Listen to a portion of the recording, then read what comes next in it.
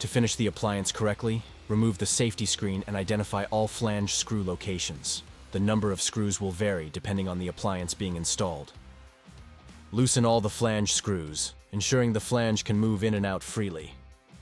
The flange can extend out from 1 to 1.5 inches to accommodate a variety of finishing material thicknesses. The flange can also be adjusted to a minimum depth of 1/2 inch to support common non-combustible board thickness.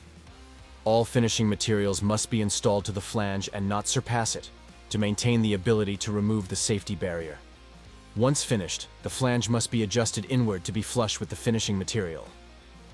Once the flange is tight to the finishing material, ensure all the flange screws are retightened to maintain a clean edge around the appliance.